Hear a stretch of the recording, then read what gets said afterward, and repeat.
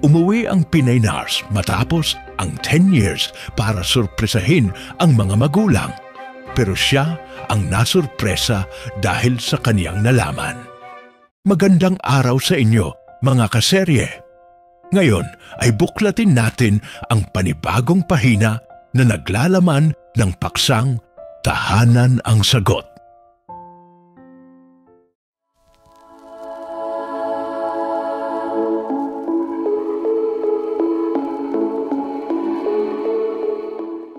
Sa isang maliit na baryo sa lalawigan ng Quezon, kung saan tanaw mula sa bintana ang malawak na palayan at naririnig tuwing umaga ang tilaok ng mga manok.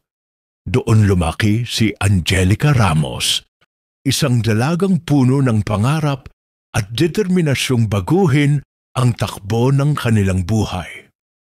Bata pa lamang siya, alam na niyang hindi madali ang buhay na kanilang tinatahak. Sa bawat umagang binubuksan ni Nanay Lydia ang lumang makinang panahe at sa bawat araw na maririnig niya ang lagitik ng martilyo ni Tatay Rogelio, natutunan niyang ang tagumpay ay hindi dumarating ng madalian. Anak, pakikuha na ngayong karayom diyan sa kahon. Tawag ng ina habang tinatahi ang lumang laylayan ng uniforme ng kapitbahay. Opo, Nay, sagot ni Angelica habang iniaabot ang hinihingi. Ang dami niyo pa pong ginagawa, Nay. Baka mapagod kayo. Ngumiti si Lydia, pagod ngunit may lambing sa tinig. Sanay na to, anak. Basta may pambili lang tayo ng bigas, ayos na. Hindi bale nang wala akong pahinga, basta may laman ang tiyanyo ng tatay mo. Habang nakatingin si Angelica sa ina, napangiti siya, ngunit may bigat sa dibdib. Alam niyang nagsisinungaling ito paminsan-minsan. May mga gabing nagtutulog-tulugan lang si Lydia dahil sa gutom, para lang siya at ang ama ang makakain. Sa kabilang dulo ng maliit nilang bahay, naririnig naman niya ang kalansing ng martilyo. Si Tatay Rogelio nakaupo sa sira-sirang bangkito, pawisan at pagod sa pag-aayos ng upuang binaklas mula sa bahay ng kapitbahay. Huwag mo munang ipilit, Tay, wika ni Angelica habang nag-aabot ng baso ng tubig. Baka mapagod kayo. Paano ko titigilan to, anak? Sagot ng ama habang pinupunasan ng pawis sa noo. May gagastusin ka pa sa eskwela, di ba? Hindi pwedeng wala tayong ipon. Ngumiti si Angelica. Salamat po, Tay. Pero pangako, balang araw ako naman ang magpapahinga sa inyo. Ako naman ang bubuhay sa atin. Napatingin si Rogelio sa anak, tila may kislap ng pag-asa sa mga mata. Yan ang gusto kong marinig. Basta, huwag kang titigil sa pag-aaral, ha? Kahit gaano kahirap, huwag kang susuko. Hindi po, Tay. Gusto kong maging nurse. Gusto kong makatulong sa mga may sakit at siyempre sa inyo. Natawa si Lydia mula sa kabila. Nurse? Aba, bagay sa iyo yon, anak. Malambot ang kamay mo at mabait ka pa. Pero malayo ang mararating ng pangarap na, yan ha. Baka tuluyang mapalayo ka sa amin. Tahimik si Angelica sa sandaling iyon. Tumingin siya sa labas ng bintana, sa mga alon ng palay na hinahaplos ng hangin. Kung kailangan kong lumayo para maiahon tayo sa hirap, gagawin ko, Nay. Pero kahit saan ako makarating, kayo pa rin ang uuwian ko. Lumipas ang mga taon. Sa araw, pumapasok siya sa kolehiyo sa bayan.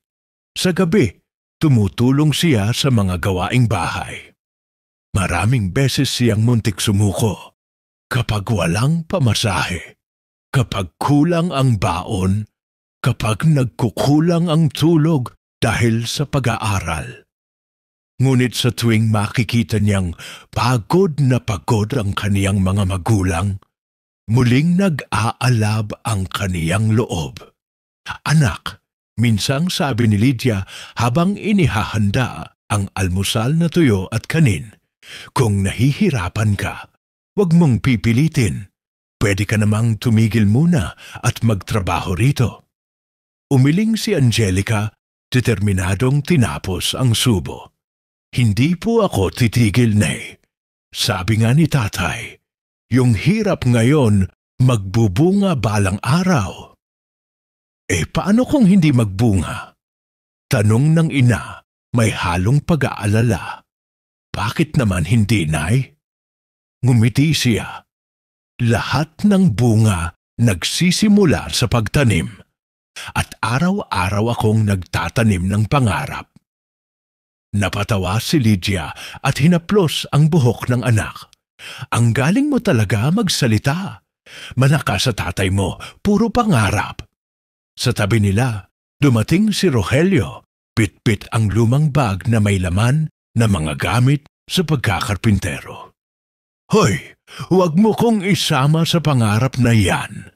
Ang pangarap ko lang, makitang nakaputik at nakangiti sa harap ng ospital. Babalikan ko po kayo noon, Tay. Pag natupad yon, bibigyan ko kayo ng bahay na may matibay na bubong at kusinang hindi tagas. Ngumiti ang ama. Bahala ka na, anak. Basta't masaya ka, masaya na rin kami. Pagkatapos ng 4 na taong pagsisikap, dumating ang araw ng pagtatapos. Sa entablado, sa gitna ng masigabong palakpakan, tinawag ang pangalan ni Angelica Ramos. Nakasuot siya ng puting toga, nangingilid ang luha sa mga mata. Sa likuran ng auditorium, magkahawak kamay sina Rogelio at Lydia, parehong nakasuot ng lumang damit, ngunit puno ng karangalan sa puso. Yan na siya, tatay! Sigaw ni Lydia, halos mapatalon sa tuwa. Ang anak natin, nurse na! Napatango si Rogelio, pinupunasan ng luha. Sabi ko na nga ba kaya niya? Pagkatapos ng seremonya, niyakap ni Angelica ang dalawa ng mahigpit. Salamat sa inyo, Naitay. Kung hindi dahil sa inyo, hindi ko tumaabot. Anak, sabi ni Lydia, hindi mo kailangang magpasalamat. Ikaw ang dahilan kung bakit kami lumalaban araw-araw. Niyakap silang muli ni Angelica. Ito na po ang simula. Pangako, ako naman ang magpapasaya sa inyo mula ngayon. Lumipas ang ilang buwan. Nakapasa si Angelica sa nursing licensure exam at halos buong baryo ang nagdiwang. Mayroong maliit na salusalo sa tapat ng bahay nila. May pansit, pritong isda at ilang soft drinks. Anak, proud na proud kami sa iyo. Wika ni Rogelio habang pinagmamasdan ng anak na nakangiti sa gitna ng mga kapitbahay. Salamat po, Tay. Pero di pa po dito nagtatapos. Balak ko pong mag-apply sa abroad. Sabi po kasi ng mga kaklase ko, malaki raw ang sahod sa London. Biglang natahimik ang paligid. Napatingin si Lydia, halatang nagulat. Sa London? Anak, ang layo naman nun. Baka di na tayo magkita. Lumapit si Angelica sa ina at hinawakan ang kamay nito. Nay, alam kong mahirap.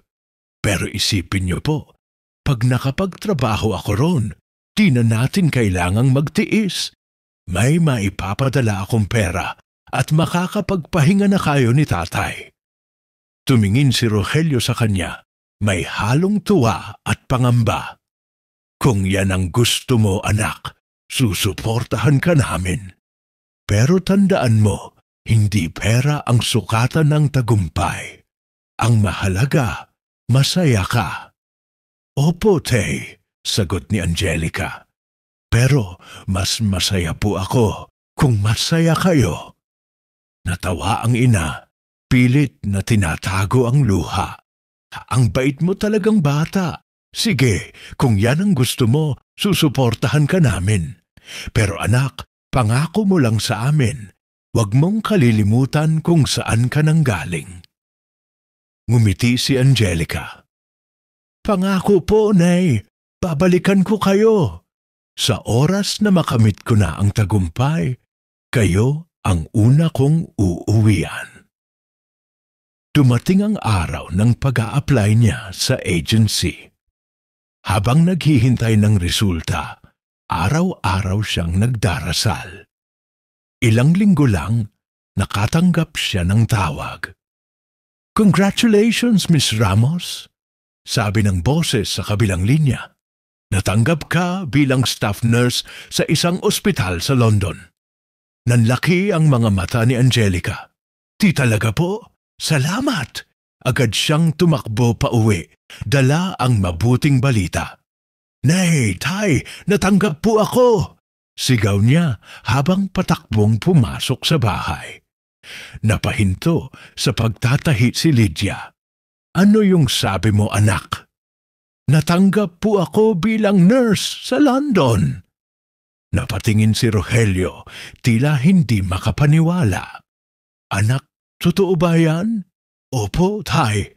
Paalis po ako sa susunod na buwan. Niyakap siya ng mga magulang. Sa unang pagkakataon, naramdaman nilang malapit na ang katuparan ng kanilang mga pangarap.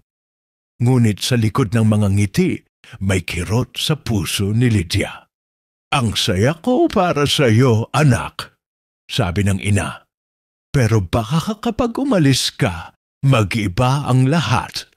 Baka, pag tumagal, di mo na kami maalala. Mahinang natawa si Angelica. Hindi po yan mangyayari, Nay. Wala pong makakalimot sa magulang na gaya ninyo.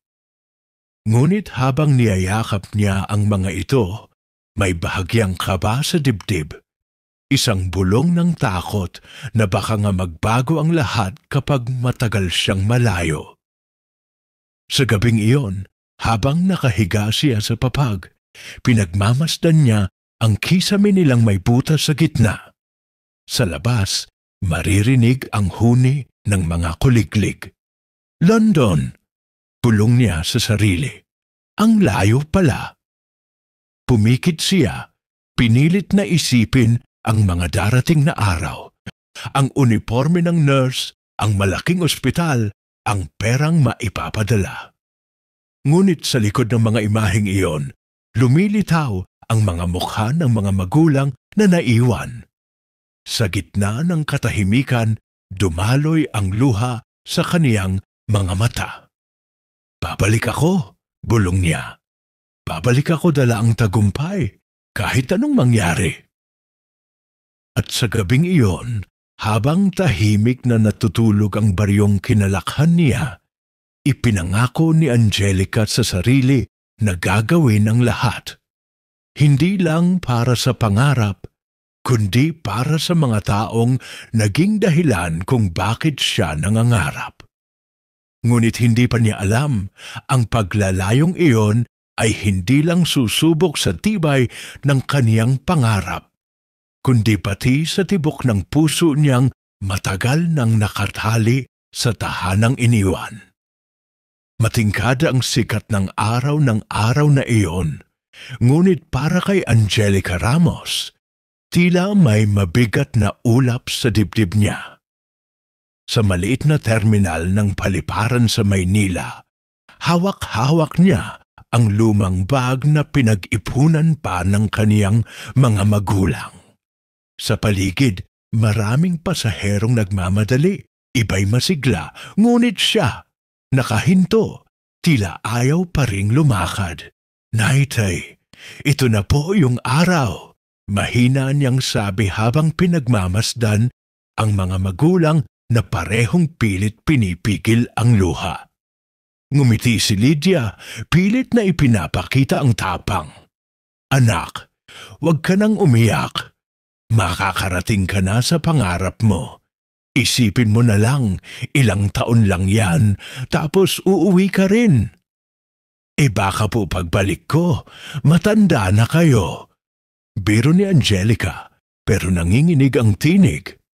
Mas maganda yon, sabat ni Rogelio, hinaplos ang balikat ng anak. Mas matanda kami, pero mas maginhawa dahil sa'yo.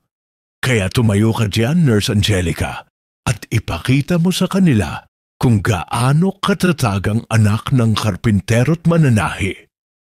Napangiti siya kahit puno ng luha ang mga mata. Opo, Tay, pero pangako po, lagi akong tatawag. Araw-araw kung kakayanin. Hindi mo kailangan araw-araw, anak, sabi ni Lydia, mahina ang tinig. Basta alam naming maayos ka, sapat na yon. Niyakap ni Angelica ang mga ito ng mahigpit. Ramdam niya ang gaspang ng kamay ng ama at ang amoy ng tela mula sa ina. Mga bagay na alam niyang mamimiss niya ng husto. Sa likod ng tawanan ng ibang pasahero, sa ingay ng mga anunsyo sa paliparan, tanging tibok ng puso nila ang naririnig niya. Mag-ingat ka, anak, wika ni Rogelio. At wag mong kalimutan, dito lang kami. Opo, Tay, Nay. Pinahid niya ang luha. Ngunit patuloy itong bumabagsak. Mahal na mahal ko po kayo. Habang nakasakay na sa eroplano, pilit niyang pinapalakas ang loob. Pinagmasdan niya sa bintana ang pamilyar na tanawin, ang mga bubong ng bahay, ang berdeng palayan, at ang lumiliit na dagat na minsan ay pinaglaruan niya noong bata pa siya. Unti-unti itong nagiging tuldok hanggang sa tuluyang matabunan ng mga ulap. Hindi niya mapigilang humikbi. Sa bawat paglayo ng eroplano, parang hinihila rin ng puso niya papalayo sa lahat ng minahal niya. Isinandal niya ang ulo sa sandalan at pumikit. Sa isip niya, naririnig pa rin niya ang boses ni Lydia. Huwag kang iiyak, anak. Ang pangarap ay laging may kapalit na sakripisyo. Nang dumating ang eroplano sa London, agad niyang naramdaman ang lamig, hindi lang ng panahon, kundi ng paligid. Ang mga tao'y nagmamadali, walang pakialam sa isa't isa. Ang hangin ay mabigat, malamig na parang wala ring buhay. Sa unang hakbang pa lang niya sa airport, parang may bumubulong sa kanya. Malayo ka na sa kanila. Sinundo siya ng kinatawan ng ospital at dinala sa maliit na dormitoryong tinitirhan ng ibang Pilipinang nurse. Maayos, ngunit tila kulang sa init ng tahanan. May sariling kama, maliit na lamesa at isang bintanang tanaw ang abong kalangitan. Welcome to London, bati ng kasamahang si Joy, isang kababayan na 2 taon nang nagtatrabaho roon. Huwag kang mabigla. Sa una, parang gusto mong umuwi agad. Pero kapag nasanay ka, hindi mo na mapapansin ang lungkot. Ngumiti si Angelica, pilit na nagiging masigla. Sana nga, Joy, kasi ngayon pa lang, parang mabigat na. Normal yan, pero tandaan mo, may mga tulad natin dito. Huwag kang mahihiyang lumapit. Tumango siya. Salamat. Ang unang linggo sa ospital ay mabigat. Maaga ang pasok, mahigpit ang mga supervisor at halos walang pahinga.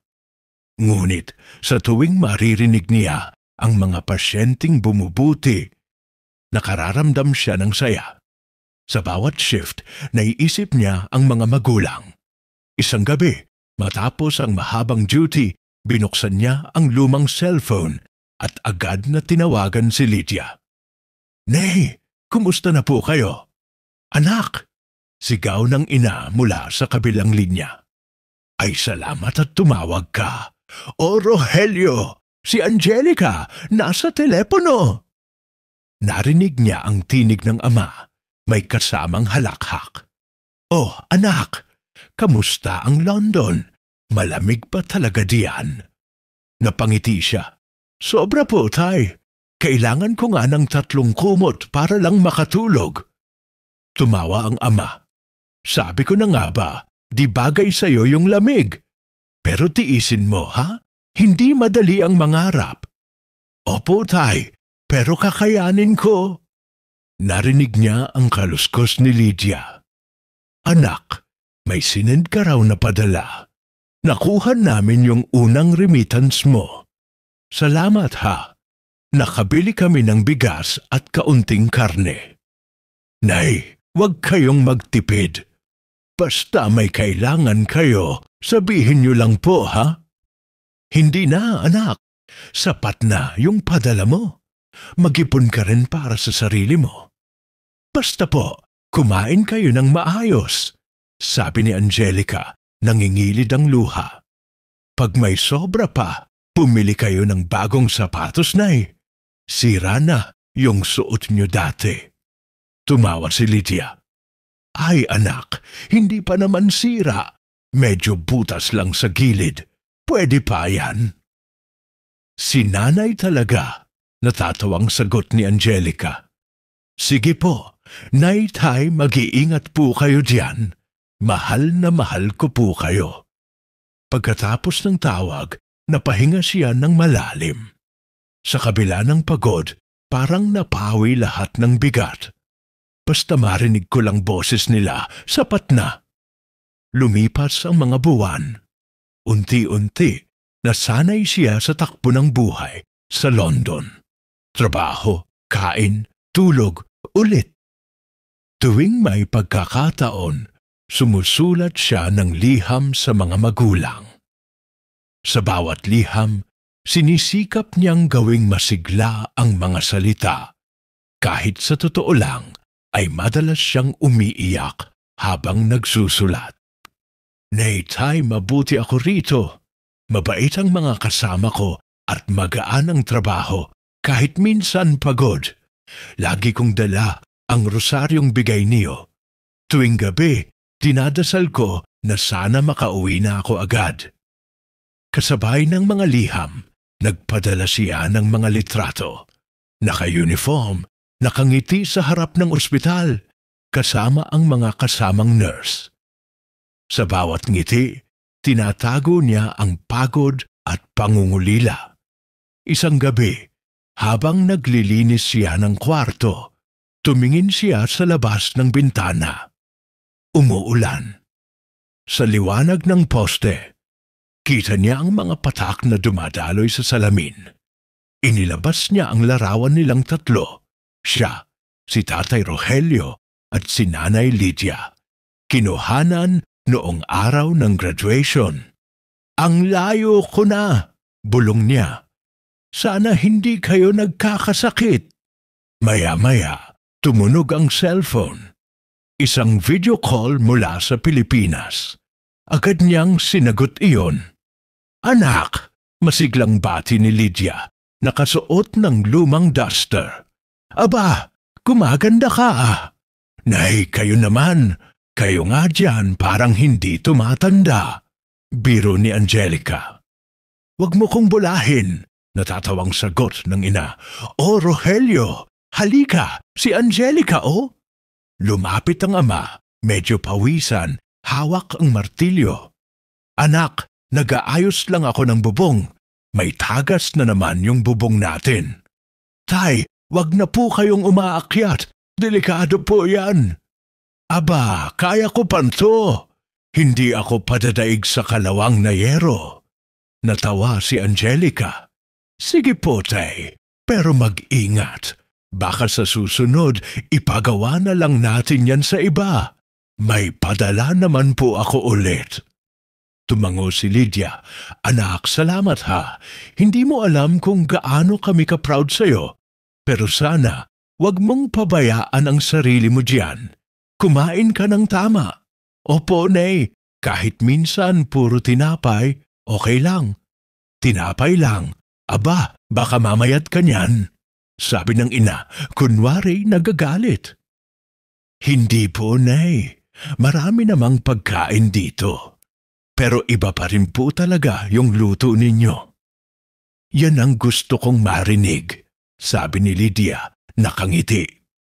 Pag-uwi mo, lulutuan kita ng paborito mong adobo. Napangiti si Angelica. Sige po, Nay. Yan ang unang kakainin ko pagbalik ko. Pagkatapos ng tawag, tumahimik ang kwarto. Tanging ingay ng ulan at tikatik ng radiator ang maririnig. Naupo siya sa kama, pinagmasdan ng mga bitbit niyang pasalubong na nakatago pa sa maleta. Mga tsokolate, keychain at ilang gamit para sa mga magulang. Sa susunod na taon, sabi niya sa sarili, makakauwi ako kahit sandali lang. Ngunit pagtingin niya sa kalendaryo, napagtanto niyang halos 1 taon na pala siyang hindi nakakauwi. Maraming bagay ang nagbago. May mga bagong nurse, bagong pasyente, bagong pasanin. Ngunit sa bawat pagbabagong iyon, ang isang bagay lang na hindi nagbabago ay ang pangungulilan niya. Tuwing gabi, bago matulog, inaabot niya ang rosaryong bigay ni Lydia. Hinahaplos niya iyon habang nagdarasal. Panginoon, bantayan niyo po sila. Huwag niyo pong hayaang magkasakit si tatay. At si nanay, sana po huwag siyang mapagod. Pagkatapos ng dasal, pumikit siya. Sa panaginip, nakikita niya ang bahay nila. Ang amoy ng nilagang saging sa kusina, ang halakhak ng mga magulang, at ang hapag na kahit simpleng tuyo lang, puno ng pagmamahal. Ngunit paggising niya, malamig na kwarto ang bumabalik. Walang amoy ng tuyo, walang halakhak, tanging tiktak ng orasan at ugong ng hangin. Niyakap niya ang unan at bulong sa sarili. Makakauwi rin ako. Konting tiis na lang. Ngunit sa kaibuturan ng puso niya, may takot. Takot na baka sa pagtagal ng panahon, magbago na ang lahat. Baka sa oras na makabalik siya, iba na ang bahay, iba na ang buhay, at baka hindi na ganoon kainit ang yakap na dati niyang inuuwian. Lumipas ang mga taon at tila unti-unti nang nakamit ni Angelica ang mga pangarap niyang minsan ay sinulat lamang sa lumang kwaderno. Sa ospital, kilala na siya bilang isa sa mga masipag na nurse. Madalas siyang ma-assign sa mga emergency shift at kahit pagod, hindi niya ito iniinda. Para kina nanay at tatay to, lagi niyang paalala sa sarili tuwing gabi. Tuwing matatanggap niya ang sahod, agad siyang pupunta sa remittance center. Para sa mga bayarin, para kay nanay. Bulong niya habang pinupuno ang form. Hindi man niya nakikita, alam niyang may ngiti sa labi ang kaniyang mga magulang sa tuwing dumarating ang padala. At totoo nga, sa kanilang probinsya, tuwang-tuwa si Lydia nang dumating ang kahon na may mga imported na sabon, bagong tuwalya at dekalidad na damit. Si Rogelio naman, pinagmamasdan ng bagong telebisyon na binili nila mula sa naipon ni Angelica. Aba, ang linaw nito parang totoo, sabi ng ama habang nanonood ng balita. Galing yan sa anak natin, tugon ni Lydia, may halong pagmamayabang at pangungulila. Ang bait talaga ng Diyos. Dati, hirap tayong makabayad ng kuryente. Ngayon, may TV na, may bubong pa tayong bago. Ngunit habang mas umaangat ang buhay nila sa panlabas, unti-unti namang nagbabago ang mga tawag ni Angelica. Kung dati halos gabi-gabi siyang tumatawag, ngayon ay minsan na lang. Madalas dahil sa overtime o dahil sa pagod. Isang gabi, tinawagan niya ang ina habang nakaupo sa pantry ng ospital. "Nay, kumusta po kayo?" Tanong niya sabay higop ng malamig na kape. Narinig niya ang masiglang tinig ni Lydia. "Ay, mabuti naman anak. Wala kang dapat ipag-alala. Maayos kami rito. May kailangan po ba kayo? May padala ulit ako sa susunod na linggo." "Huwag ka nang magpadala anak," sabi ng ina. "Marami pa kaming natitira. At saka, huwag mong masyadong ubusin ang pera mo diyan. Dapat mag-ipon ka rin." Ngumiti si Angelica, bagaman may halong pagtataka. "Sigurado po kayo, Nay? Kahit yung gamot ni tatay?" Oo. Ayos lang ang tatay mo. Malakas pa yan. Kanina nga, nag-ayos pa ng bakuran." "Talaga po?" "Oo. Huwag mong intindihin. Basta ikaw, magpahinga rin kapag may oras." "Salamat po, Nay. Miss ko na kayo." "Miss ka rin namin, anak." Pagkatapos ng tawag, napabuntong hininga si Angelica. Parang may kakaiba. Dati, madalas magkwento si Lydia tungkol sa araw nila, kung ilang manok ang lumipad sa bakuran o kung gaano kainit ang panahon. Pero ngayon, tila laging maikli ang usapan. Siguro ayaw lang nila akong alalahanin, naisip niya. Ayaw nilang isipin kong nahihirapan pa rin sila. Kaya kahit walang humihingi, siya na mismo ang nagpadala ng pera. Para sa maintenance ni tatay, sulat niya sa note ng remittance. At para kay Bunso, baka may kailangan sa school. Sa ospital, mas lalo siyang naging abala. Halos gabi-gabi, nag-overtime siya. Madalas, hating gabi na siyang umuwi sa dorm. Sa pagitan ng pagod at antok, tinitingnan niya ang mga lumang larawan ng pamilya. "Ito ang dahilan kung bakit ko to ginagawa," sabi niya sa sarili. Ngunit habang abala siya sa pagtatrabaho, hindi niya alam na may ibang kwento na nagaganap sa kanilang bahay sa Pilipinas. Isang hapon sa probinsya, nakaupo si Lydia sa harap ng makinang panahi. Mahina ang kanyang mga daliri at madalas ay humihinto siya upang huminga. "Rogelio!" Mahinang tawag niya sa asawa. "Baka naman pwede mo akong tulungan dito?" Pumasok si Rogelio mula sa labas. May dalang martilyo. "Anong itutulong ko, Lydia?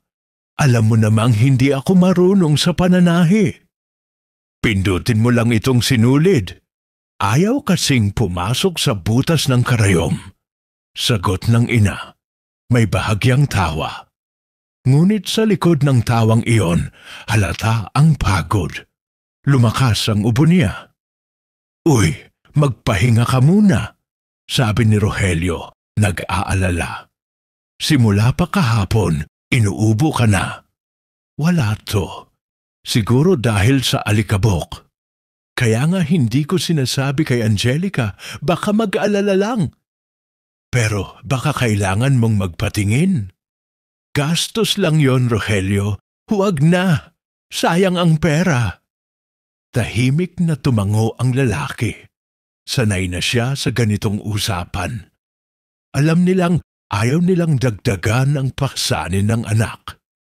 "Huwag na nating sabihin sa kanya," dagdag ni Lydia. "Mas mabuti nang isipin niyang maayos tayo. Pag umuwi siya, saka na lang natin sasabihin kung kailangan." Napayo ko si Rogelio. Kung makakauwi pa siya agad. Samantala, sa London, patuloy ang ikot ng mundo ni Angelica sa ospital. "Angelica, overtime ka na naman. Tanong ni Joy habang sabay silang nagkakape. Sayang ang dagdag sahod, sagot niya. Mas mabuti nang pag-urin ko na lang ang sarili ko kaysa umupo at mag-isip. Mag-isip ng ano? Ngumiti siya ng pilit, ng bahay, ng pamilya, ng mga naiwan ko. Tahimik na tumango si Joy. Hindi mo pa rin sila nakikita ng ilang taon, ano? 5 taon na, sagot ni Angelica. Pero balang araw babawi ako. Makikita nila lahat ng hirap ko may bunga. Sa mga susunod na buwan, dumoble pa ang oras niya sa trabaho. Ang mga tawag naging lingguhan na lang. Hanggang sa minsan, 1 buwan ang pagitan. Sa bawat tawag, pareho lang ang sagot ni Lydia. Okay lang kami, anak. Huwag kang mag-alala. Isang gabi, pinanood ni Angelica ang video call recording na huli nilang pag-uusap. Maputla si Lydia sa kamera, ngunit masigla pa rin ang boses. Tingnan mo ito, sabi ng ina noon, pinapakita ang inayos na bubong.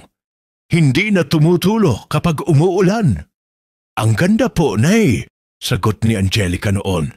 Ayos na ayos talaga. Ngunit ngayong pinanood niyang muli, napansin niya ang kakaibang pag-ubo ng ina. Mahina, pero paulit-ulit. Siguro sipon lang, bulong niya. Pilit na inaalis ang pag-aalala. Lumipas pa ang mga araw at mas lumalim ang katahimikan sa pagitan nila. Sa ospital, napansin ng mga kasama niyang tila mas madalas siyang tulala. Are you okay, Angelica? Tanong ng head nurse isang gabi. Yes, ma'am. Just tired, sagot niya. Pilit ang ngiti. Ngunit sa totoo lang, may kaba sa dibdib niya. Hindi niya alam kung bakit, pero parang may kulang. Parang may tinig na pilit bumubulong. May hindi nila sinasabi. Pinagpatuloy niya ang trabaho. Pilit na iniwasan ng pakiramdam. Baka nag-iinarte lang ako. Basta nagpapadala ako. Maayos sila. Ngunit sa kabilang panig ng mundo, sa loob ng maliit na bahay na minsan niyang pinangarap ay maging maginhawa. Nakaupo si Lydia sa kama, nakatingin sa litrato ni Angelica. Mahina na ang hinga, ngunit pilit pa ring ngumiti. Anak, bulong niya, hindi mo kailangang malaman ang lahat ngayon. Ang mahalaga, matupad mo muna ang pangarap mo. At sa labas, si Rogelio ay nakatingin sa langit, hawak ang lumang cellphone na gamit nila sa tawag. Sana, bukas, makatawag siya ulit, sabi niya sa sarili. Umaasang marinig muli ang boses ng anak nilang dahilan ng lahat ng sakripisyo. Ngunit ang tawag na iyon ay hindi pa dumarating. Pagkalipas ng 1 dekada, tila isa ng ganap na propesyonal si Angelica. Sa London, may sarili na siyang flat, may sasakyan at may sapat na ipon sa bangko. Sa mga kasamahan niya sa ospital, siya ang itinuturing na ehemplo ng success story. Ngunit sa likod ng bawat ngiti at papuri, may nakatagong bigat na matagal na niyang tinitiis. Isang gabi, matapos ang 16 na oras na duty, napaupo siya sa gilid ng kama.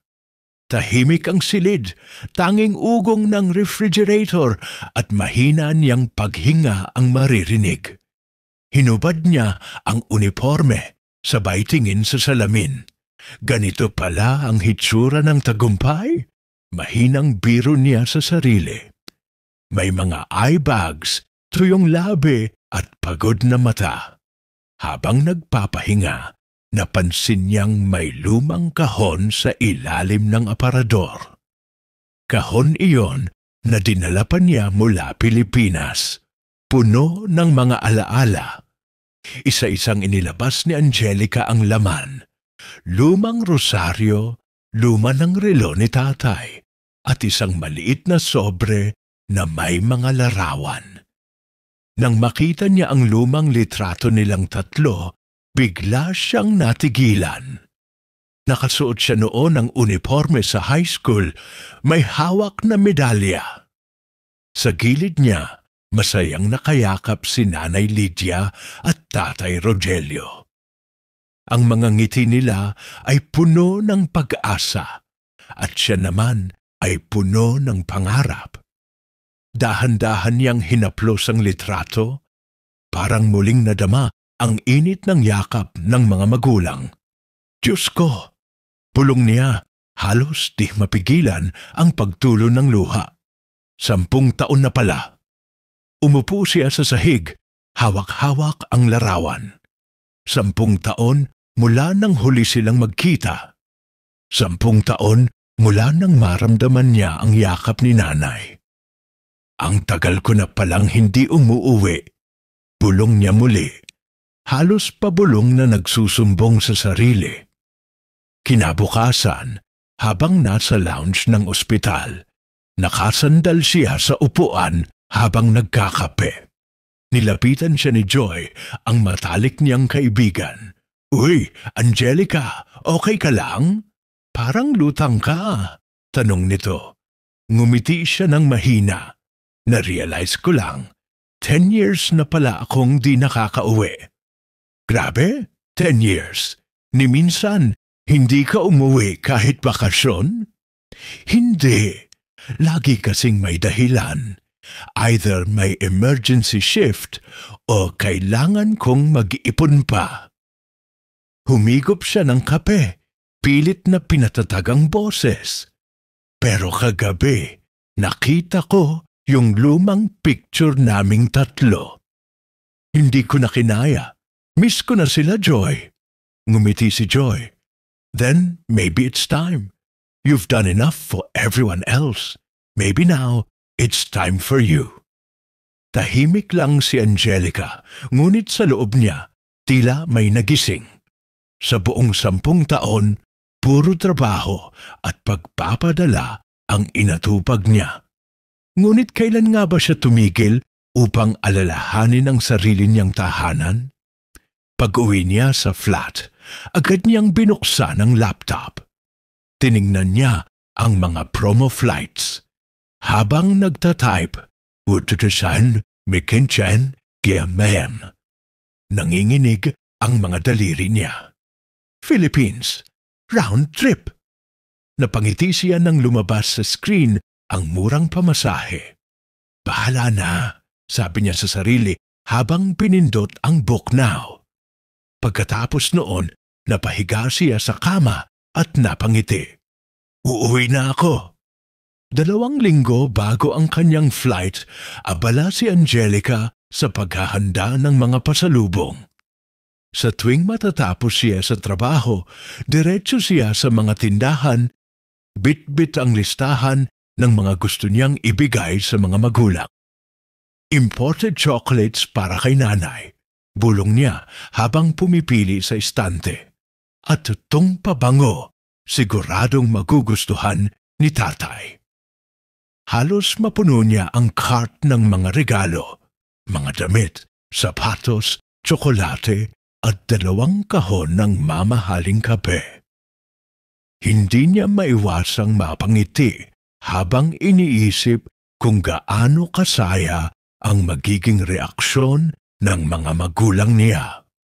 Sa bahay, inisa-isa niyang inilagay ang lahat sa maleta. Para kay nanay ito, at ito kay tatay.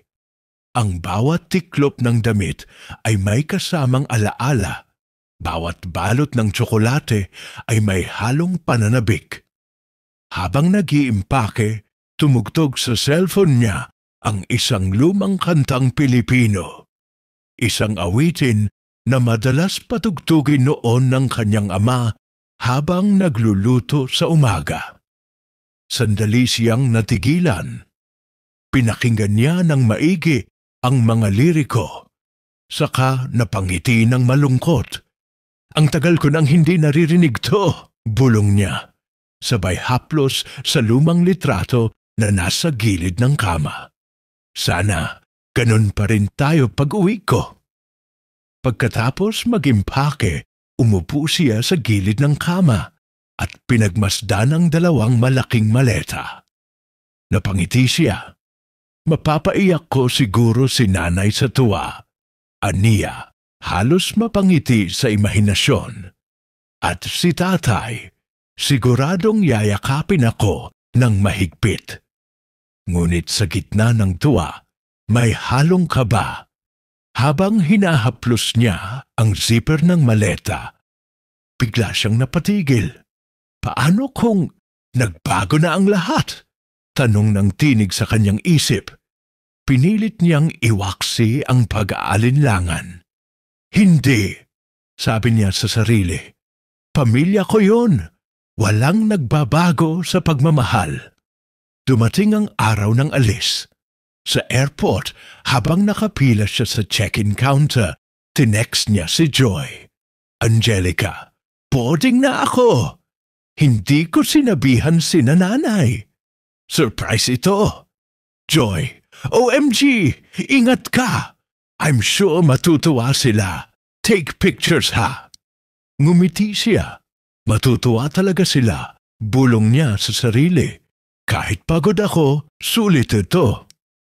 Pag-upo niya sa eroplano, agad niyang inilagay sa kandungan ang handbag.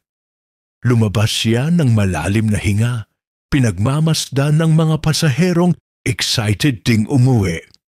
Sa tabi niya, may isang lalaking OFW na halatang matagal nang hindi nakikita ang pamilya. First time mo rin bang umuwi? Tanong ng lalaki, ngumingiti. After 10 years, sagot ni Angelica, sabay tawa. Hindi nila alam na parating ako. Surprise pala. Siguradong matutuwa yung pamilya mo. Ako nga, 2 taon lang nawala, naiiyak na anak ko, sagot ng lalaki habang inaayos ang seatbelt. Napangiti si Angelica.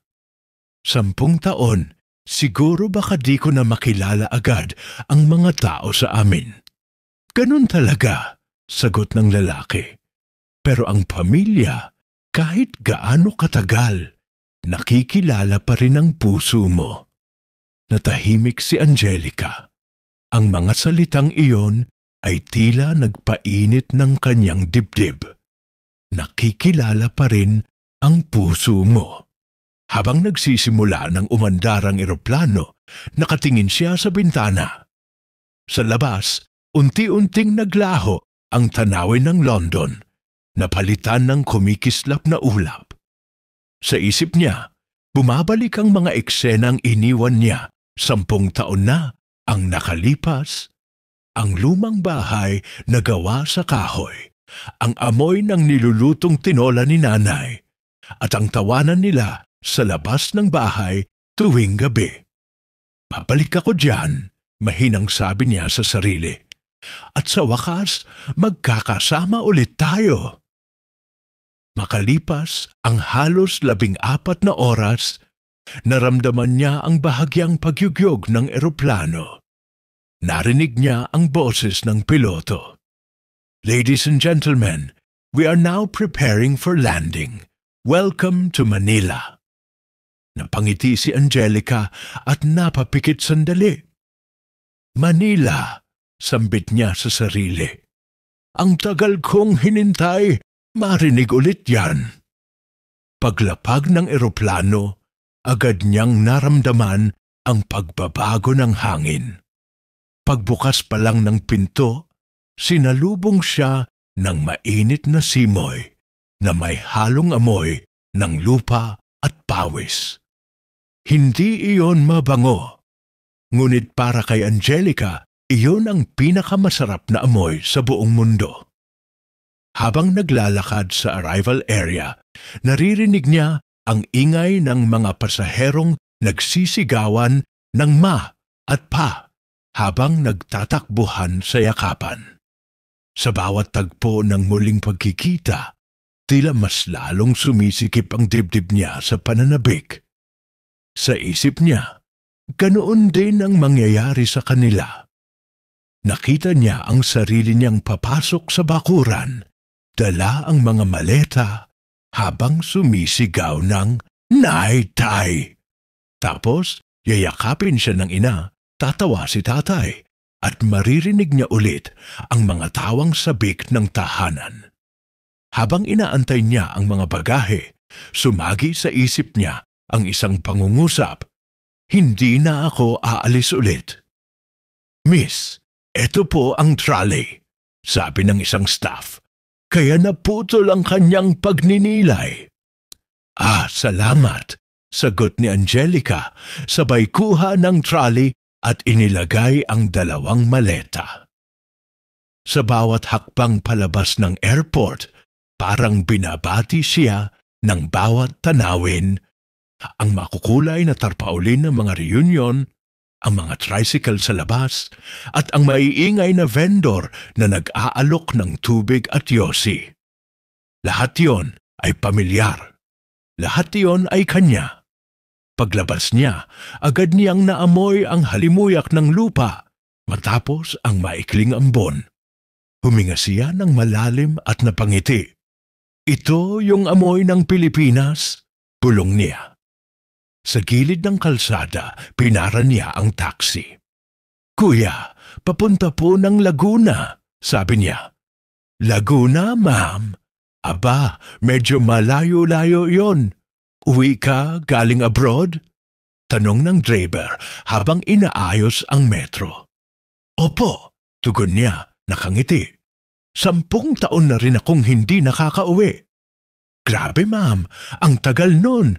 Siguradong matutuwa pamilya mo." "Yun nga ang plano ko, surprise sana." Habang umaandar ang taxi, nakatingin siya sa labas ng bintana. Dumadaan sila sa EDSA at kahit traffic, tila wala siyang pakialam. Ang mga billboard, jeepney at bus na may sobrang pasahero, lahat ay nagdulot ng nangiti sa kanya. "Ang ingay pa rin na Maynila," sabi niya, halos napatawa. "Hindi nagbabago."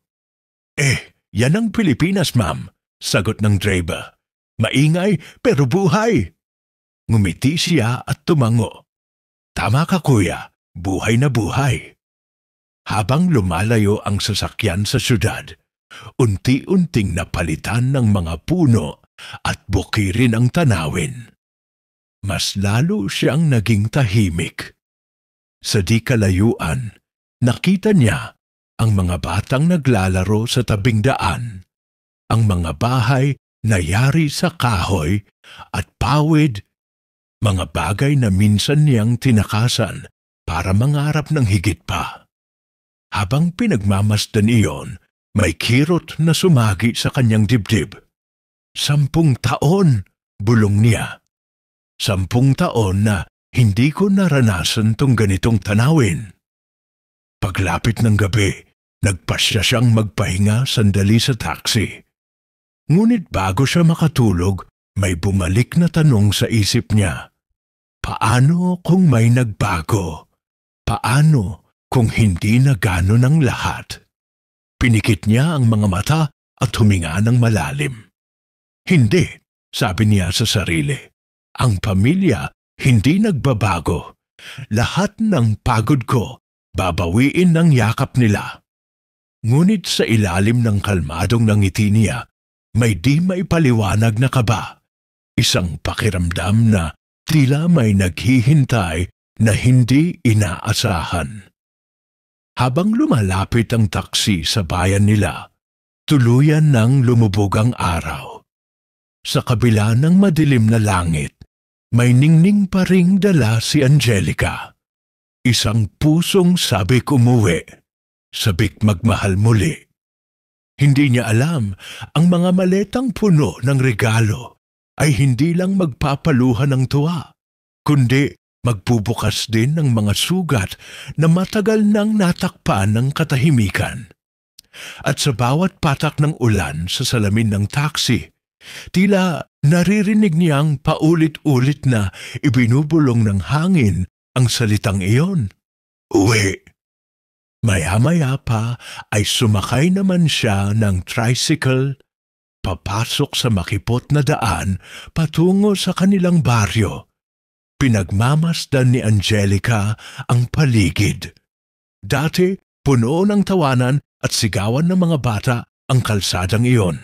Ngayon, halos walang tao. Ang ilang bahay na dati ay makulay at buhay. Ngayoy bakante at may mga nakasabit na for sale na karatula. Parang ang tahimik, mahina niyang sabi habang sumisilip sa bintana ng tricycle. Tumigil sila sa tapat ng isang tindahan na dati laging puno ng tao. Ngayon, nakasarado ito at ang pinto ay natatakpan ng alikabok. Lumapit siya sa isang matandang babae na nagwawalis sa gilid. Manangmila, tawag niya, medyo nanginginig ang boses. Nag-angat ng tingin ang babae at ilang sandaling nagulat bago napangiti ng bahagya. Uy, si Angelica ba to? Anak, ikaw nga. Akala namin di ka na babalik. Napangiti rin siya, ngunit napansin niya ang lungkot sa mga mata ng matanda. Naku, ang tagal mong nawala. Kamusta ka na, iha? Maayos naman po, manang. Galing ako sa abroad. Pauwi ako kina nanay. Tahimik sandali si Manang Mila bago tumango. Mabuti naman, mabuti. Ngunit bakas sa tono nito ang pag-aalinlangan. Sige, iha, mauna ka na. Matutuwa sila, sigurado. Nagpasalamat si Angelica at naglakad patungo sa bahay nila. Habang papalapit, tila humihigpit ang dibdib niya. Ang dating asul na pintura ng dingding ay kupas na, halos kulay abo. Ang bubong ay may mga butas at ang bintana ay may nakalaylay na kurtinang punit. Ganito na ba talaga ito ngayon? Bulong niya. Halos hindi makapaniwala. Nakatayo siya sa tapat ng pinto, dala ang dalawang malaking maleta at sandaling natigilan. Wala man lang aso na sumalubong, wala ring boses na tumatawag ng anak. Tulad ng dati, marahan niyang itinulak ang pinto. Pagbukas pa lang, sinalubong siya ng amoy ng nilagang balinghoy. Isang amoy na dati kaaya-aya, ngunit ngayon ay tila nagpahiwatig ng kakapusan. Dahan-dahan siyang pumasok at doon niya nakita ang dalawang matandang payat na nakaupo sa bangkong kahoy. Nanay? Tay? Mahina niyang tawag. Dahan-dahang nagangat ng tingin si Nanay Lydia, halatang mahina na. Nang makita si Angelica, napatigil ito at tumulo agad ang luha. Anak, ikaw ba yan? Tumakbo si Angelica palapit, halos mabitiwan ang maleta. Nay, tay! Niyakap niya ang dalawa, mahigpit, tila ayaw ng bitiwan. Ngunit sa kanyang yakap, dama niya ang butot balat ng mga magulang, mahina, nanginginig, at malayo sa siglang naaalala niya. Tay, bakit ganito na ang bahay? Bakit kayo? Hindi niya natapos ang tanong. Ngumiti ng pilit si Tatay Rogelio. Anak, buti umuwi ka. Hindi na siya nakasagot. Sa halip, mas mahigpit niyang niyakap ang mga ito, habang patuloy ang pag-agos ng luha.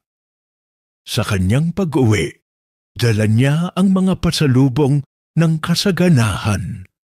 Ngunit ang bumungad sa kanya ay isang tahanang ginupo ng panahon at dalawang magulang na pilit nguminingiti sa gitna ng gutom. At sa loob ng bahay na iyon, sa halimuyak ng balinghoy, unti-unting naramdaman ni Angelica ang bigat ng 10 taon na hindi na ibalik ng kahit anong kayamanan. Nabitawan ni Angelica ang 2 maleta. Tumama ito sa sahig ng may kalabog, ngunit wala siyang pakialam. Mabilis siyang tumakbo palapit sa 2 matanda. "Nanay! Tatay!" sigaw niya, sabay yakap sa kanila ng buong higpit. Para bang gusto niyang habulin sa yakap ang 10 taong nawala. Nagulat si Lydia, halos di makapaniwala. Angelica! Bulong nito, nanginginig ang tinig habang hinahaplos ang mukha ng anak. "Anak, totoo ba ito? Ikaw nga ba ito?" "Opo, Nay," sagot niya, halos maiyak sa bawat salita. "Ako to. Umuwi na ako."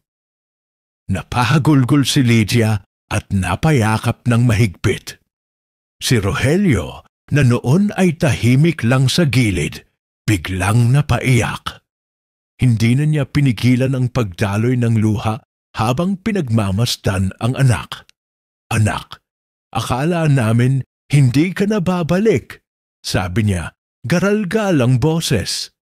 "Hindi ko kayang hindi umuwi, Tay," sagot ni Angelica habang patuloy ang pag-agos ng luha. "Miss na miss ko na kayo." Ngunit habang yakap niya ang mga ito, biglang may tumusok na kirot sa puso niya. Dama niya ang sobrang payat ng katawan ng mga magulang, ang balat na maluwag, ang mga kamay na nanginginig. Para bang pinigaan ng panahon at gutom ang mga taong minsang malakas at masigla. Unti-unti siyang napalayo upang silipin ang paligid ng bahay. Ang mesa ay may basag na plato at sa gitna nito isang maliit na palayok ng nilagang balinghoy.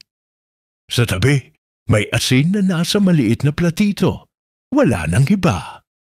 "Nay," mahina niyang sabi, "ito lang ba ang kinakain ninyo?" Nagkatinginan sina Lydia at Rogelio. Sandali silang natahimik bago sumagot ang ina, mahina at halos paos ang boses. "Paminsan-minsan, anak, minsan kamote, minsan balinghoy, basta may mainit na tubig, ayos na." Parang binuhusan ng malamig na tubig si Angelica. Napaupo siya, halos di makapaniwala. "Pero bakit, Nay? Ang dami kong pinapadala sa inyo.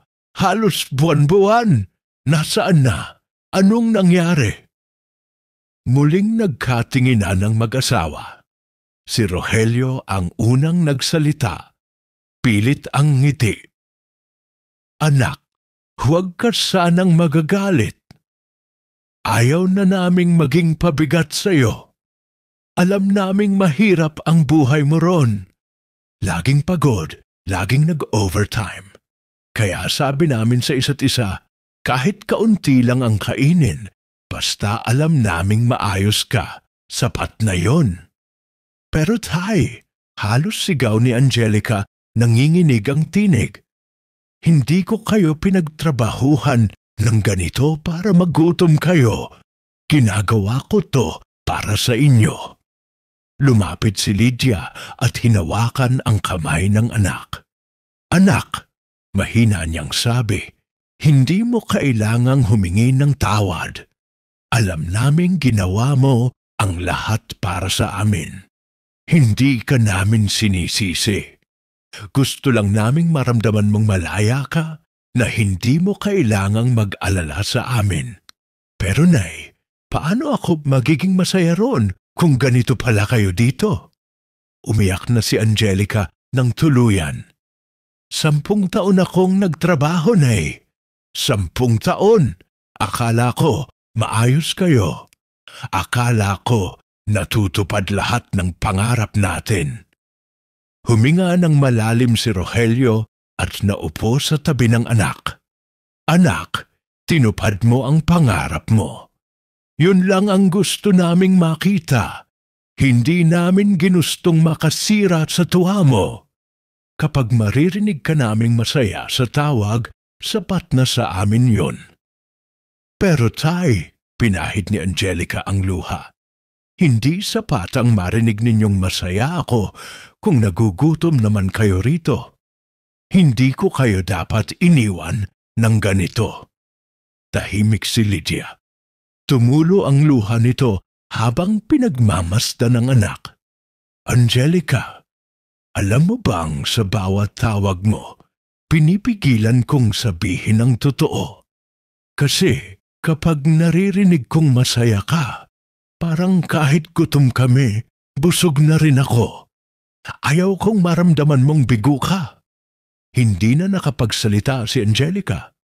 Yumuko siya, pinahid ang mga luha, saka napayuko sa lamesa. Sa tabi niya, naroroon ang palayok ng balinghoy.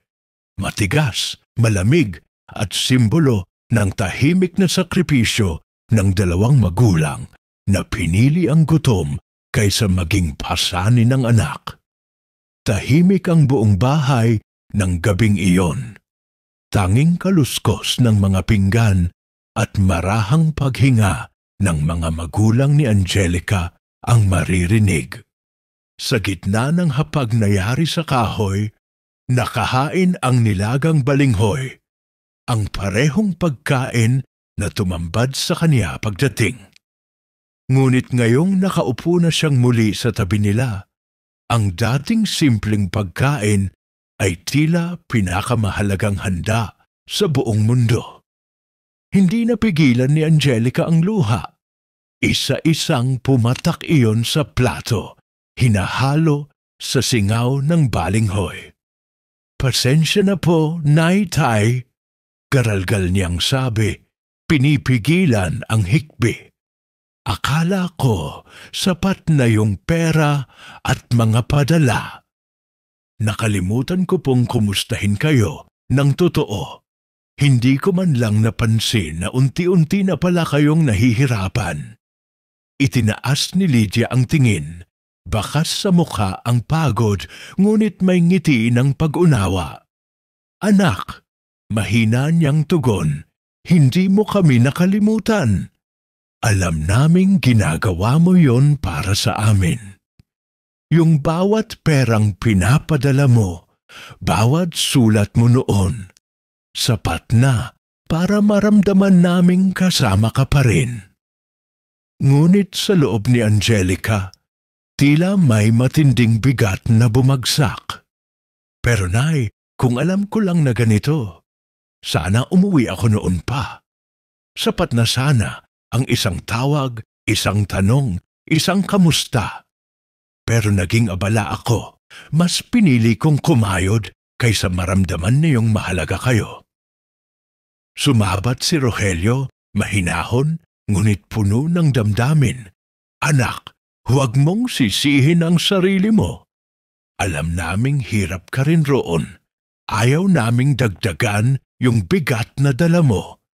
Kaya kahit nahihirapan kami, tinitiis namin. Basta alam naming maayos ka roon.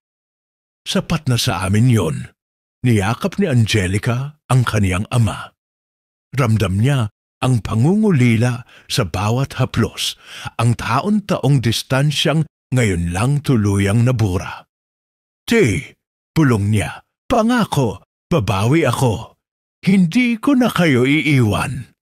Maghahanap ako ng paraan para makasama kayo ulit dito.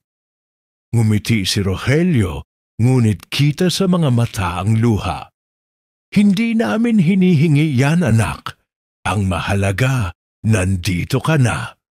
Habang kumakain sila, tila nagbalik ang mga alaalang matagal nang nakabaon sa alikabok ng panahon. Naalala ni Angelica ang dati, ang halakhakan tuwing hapunan, ang kwento ng tatay tungkol sa bukid, at ang himig ng ina habang naghuhugas ng plato. Noon, simple lang ang lahat. Walang dolyar, walang malaking bahay, pero may saya. Ngayon, nasa harap niya ang parehong hapag, ngunit may kakaibang pakiramdam. Halo ng pagsisisi, pag-ibig at pag-asa. Nay, sabi niya habang nilalagyan ng balinghoy ang plato ni Lydia. Ang sarap pala nito. Matagal ko nang hindi nalalasahan to. Talaga? Ngumiti ang ina. Yun lang kasi ang meron kami nitong mga nakaraang buwan. Pero sa totoo lang, mas masarap yan kapag sabay-sabay tayong kumakain. Kahit simpleng ulam, basta magkasama, busog na busog ako. Tumawa si Angelica, ngunit may luha pa rin sa mga mata. Tama ka, Nay. Dati, puro reklamo ako kapag balinghoy ang ulam. Pero ngayon, parang mas masarap pa to kaysa kahit anong pagkain sa London. Nagtawanan silang tatlo. Sa unang pagkakataon, matapos ang mahabang panahon, napuno muli ng tawanan ng bahay. Wala mang mamahaling pagkain o magarang gamit, nariyan ang tunay na yaman, ang samahan ng pamilya. Pagkatapos nilang kumain, naglabas si Angelica ng mga pasalubong. Para sa inyo to, sabi niya, inilapag ang mga tsokolate, pabango, at bagong cellphone. Hindi ko alam kung magugustuhan nyo, pero matagal ko nang gustong ibigay yan. Tiningnan ni Lydia ang mga ito, saka ngumiti ng malungkot. Salamat anak, pero alam mo, kahit wala yan, sapat na sa amin yung yakap mo. Matagal na naming hinihintay ito. Napahinga ng malalim si Angelica. Sa mga salitang iyon, para bang tuluyang nabasag ang matagal niyang pinanghahawakang ideya na ang pagmamahal ay nasusukat sa halaga ng perang pinapadala. Hindi pala ganoon. Ang tunay na pagmamahal ay ang presensya, ang pag-uwi, ang pagyakap, ang pakikinig. Lumapit siya sa bintana, tinitigan ang labas. Ang hangin ay mainit ngunit magaan sa dibdib. Naroon pa rin ang mga bituin. Mga bituing matagal niyang tinitingnan mula sa malayong bansa. Ngunit ngayon ay mas maliwanag. Dito ko pala gustong tumanda, mahina niyang sabi. Sa piling ninyo? Lumapit si Rogelio at tinapik ang balikat ng anak. Kung yan ang gusto mo, anak, suportado ka namin. Pero kung gusto mo pa ring bumalik sa trabaho mo ron, huwag kang mahihiya. Ang mahalaga, masaya ka. Umiling si Angelica. Hindi na, te. Gusto kong magtrabaho dito na lang. Kahit maliit, basta kasama ko kayo.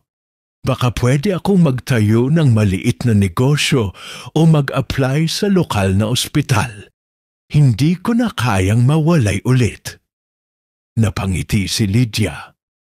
Matutuwa ang mga kapitbahay mo niyan. Miss ka na nila, sabi pa nga nila kanina.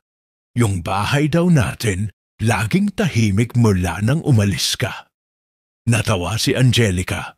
Kaya pala may mga butas na yung bubong hindi na napansin ni tatay. Nagbiro si Rogelio, kasi naman, yung mga padala mong pera ayaw kong galawin. Gusto kong ipunin para pag-uwi mo, ikaw ang magdesisyon. Natawa si Angelica, ngunit napaluha rin. Salamat, tay. Pero sana sinabi niyo kahit minsan na nahihirapan kayo. Hindi ko alam, baka mas napadali sana lahat kung nagkausap tayo ng maayos. Tahimik silang lahat sandali. Tanging hampas ng hangin sa lumang kurtina ang maririnig. Alam mo, anak, sabi ni Lydia, minsan kasi akala namin pag nagrereklamo kami, dagdag pasanin lang yun sa'yo. Kaya tinitiis na lang namin. Pero siguro, mali rin yun. Kasi sa pagtatago namin, mas lalo kang napalayo. Tumango si Angelica. Oo, Nay. Kaya simula ngayon, walang pagtatago. Lahat ng totoo sabihin natin. Kahit mahirap, kahit masakit, basta magkasama tayo. Ngumiti si Lydia. Yan ang gusto kong marinig. Nang gabing iyon, bago matulog, matagal silang nagkwentuhan. Ibinahagi ni Angelica ang buhay niya sa London, ang mahahabang oras ng trabaho, ang mga gabing umiiyak sa apartment, at ang pangungulila sa bawat Pasko. Nakikinig lamang ang mga magulang niya. Paminsan-minsan ay pinupunasan ang luha sa kaniyang pisngi. Ang tapang mo, anak, sabi ni Rogelio. Hindi lahat nakakayanan yung pinagdaanan mo. Ngumiti si Angelica. Siguro dahil kayo ang iniisip ko palagi. Kayo ang dahilan kung bakit ako lumaban. Pero ngayon, gusto ko namang lumaban dito sa piling ninyo. Lumapit si Lydia at hinaplos ang buhok ng anak. Anak, hindi mo alam kung gaano kami kasaya na naririnig yan. Habang unti-unting tumatahimik ang paligid, naramdaman ni Angelica ang kapayapaan na matagal nang nawala. Wala na ang ingay ng lungsod, wala na ang lamig ng banyagang lupa. Ang natira na lang ay ang init ng tahanan, ang init ng yakap na hindi kayang tumbasan ng anumang halaga.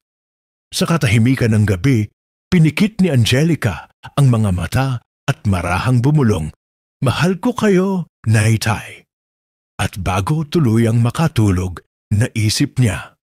Sa wakas, natagpuan niya ang tunay na kayamanan, hindi sa dolyar, kundi sa yakap ng pamilya.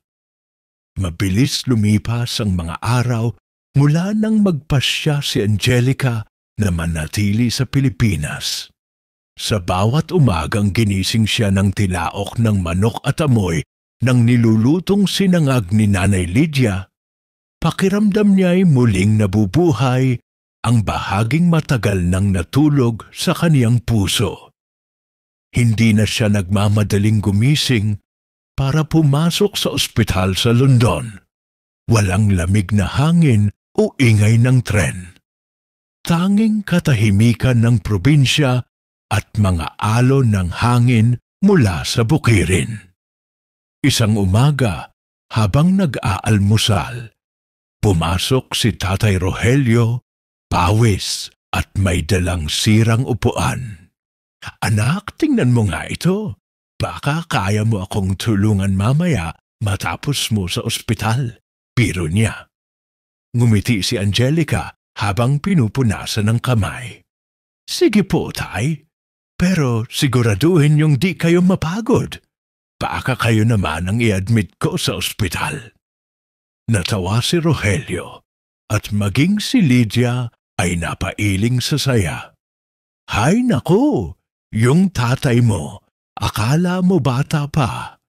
Pero buting at may gana na ulit yan. Nung wala ka, halos ayaw nang gumawa niyan kahit sira na ang bubong. Sabi ni Lydia habang naglalagay ng tuyo sa mesa. Nang araw na iyon, nagtungo si Angelica sa lokal na ospital upang mag-apply. Hindi na siya nagdalawang isip. Gusto niyang gamitin ang propesyon niya, pero ngayong pagkakataon para sa mga kababayang nangangailangan. Sa paglapit niya sa nurse station, sinalubong siya ng isang pamilyar na mukha. Angelica, ikaw nga ba yan? Napalingon siya at nakita ang kababata niyang si Carlo. Suot ang uniforme ng health worker. Carlo, grabe! Ikaw pa rin pala ang supervisor dito? Hindi naman supervisor, tawa ni Carlo. Pero ako, yung in charge sa outpatient department. Ang tagal mo sa abroad, ha? Ang dami nang nangyari rito. Ngumiti si Angelica. Oo nga eh. Akala ko nga, di na ako babalik. Pero heto, gusto ko nang magstay dito. Sawa na ako sa buhay na puro trabaho at pagod. Welcome home, Angelica. Sagot ni Carlo sabay ngiti. Kailangan namin ng katulad mo rito. May bakante pa sa ward. Gusto mo, ako na bahala sa pag-refer sa'yo. Hindi napigilan ni Angelica ang mapangiti ng malaki. Talaga? Salamat, Carlo. Ang bait mo pa rin talaga. Ilang araw lang ang lumipas at natanggap siya bilang staff nurse sa municipal hospital. Bagaman mas mababa ang sahod kaysa sa kinikita niya sa London, iba ang saya sa puso niya. Sa tuwing nag-aasikaso siya ng pasyente, nakikita niya ang pasasalamat sa mga mata ng mga ito. Wala nang malamig na thank you nurse na may distansya. Ngayon, bawat pasasalamat ay may init, may laman at may koneksyon. Isang hapon, habang pauwi siya, nadaanan niya si Carlo sa Barangay Health Center. Uy, Angelica, tawag ni Carlo. May libreng medical mission tayo sa susunod na linggo. Baka gusto mong sumali. Siyempre, masiglang sagot ni Angelica. Sige, tulong-tulong tayo. Miss ko na rin yung ganitong gawain. Alam mo, ani Carlo, habang naglalakad sila pa uwi. Nung umalis ka noon, ang dami naming humanga sa'yo. Pero ngayon, mas humanga ako kasi bumalik ka. Napangiti si Angelica, ngunit sa loob niya, ramdam niya ang lalim ng mga salitang iyon. Carlo, sabi niya, ang akala ko noon, tagumpay ang sukatan ng dolyar. Pero mali pala. Ang tunay na tagumpay, yung maramdaman mong may silbi ka at may kasama kang tunay na nagmamahal. Ngumiti lang si Carlo, bahagyang namula. Ang ganda mong magsalita, Nurse Angelica. Baka naman ma-in-love ulit ako sa'yo. Natawa siya. Ay naku, Carlo. Baka pati pagod kong puso hindi mo kayanin. Sabay birong hampas sa braso ng kababata. Pag-uwi niya sa bahay, sinalubong siya ng amoy ng bagong lutong adobo. Sa radyo, tumutugtog ang lumang kanta ni Rico J. Puno at sumasayaw si Lydia habang hawak ang sandok. Anak, may niluto akong paborito mo. Adobo? Sabi ni Angelica, sabay yakap sa ina. Naku, nay, mamahalin to ng mga taga-London kung matitikman nila. Lumabas si Rogelio mula sa likod bahay, may hawak na martilyo. Oh anak, tingnan mo to. Naayos ko na yung upuan, pero baka bukas sira ulit yan. Ha ha ha! Napuno ng tawanan ang buong bahay. Sa unang pagkakataon, walang tensyon, walang pangungulila. Lahat ay puno ng buhay. Mula sa tunog ng radyo hanggang sa kalansing ng mga kubertos. Habang kumakain, napansin ni Angelica ang mga kamay ng kaniyang mga magulang. Magaspang, kulubot, ngunit puno ng kasaysayan. Nay-tay, sabi niya habang nakangiti, salamat po. Dahil sa inyo, natutunan kong ang bahay ay hindi lang lugar. Ito yung mga taong nandito. Tumingin si Lydia, hawak ang kamay ng anak. Anak, kahit gaano ka pa katagal lumayo, dito pa rin ang tahanan mo. Tumango si Angelica. At ngayong nandito na ako, hindi na ako aalis. Dito ko gustong magsimula ulit. Kinabukasan, maagang gumising si Angelica. Sa bintana ng kanilang bahay, tanaw niya ang kabundukan, ang araw na unti-unting sumisilip at ang mga batang naglalaro sa kalsada. Habang humihigop siya ng kape, naramdaman niya ang kapayapaang matagal niyang hinanap sa banyagang lupa. Tumating si Carlo, bit-bit ang ilang papel para sa medical mission. Good morning, Nurse Angelica. Good morning din, Dr. Carlo Cuno. Biro niya. Ay halika, mag-almusal ka muna bago tayo pumunta sa barangay. Tumawa si Carlo, hindi ako tatanggi sa libreng adobo. Sa bawat araw na lumilipas, unti-unting bumalik ang dating sigla ng bahay at ng buong paligid.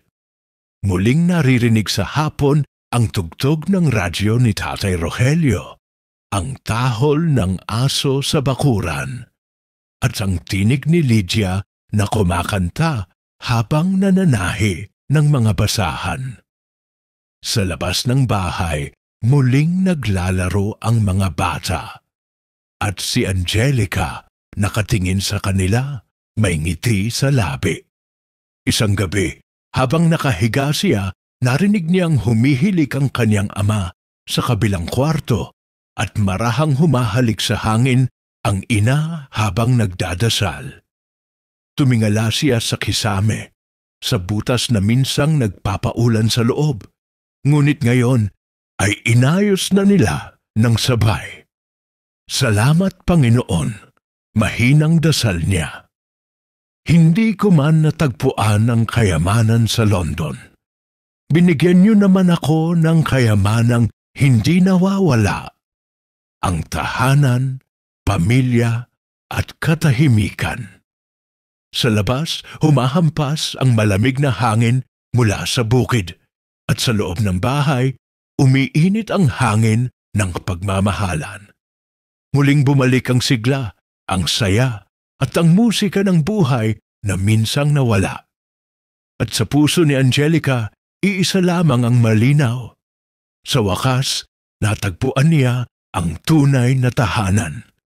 Dito ko na nga po isasara ang kabanatang pinamagatang Tahanan ang Sagot.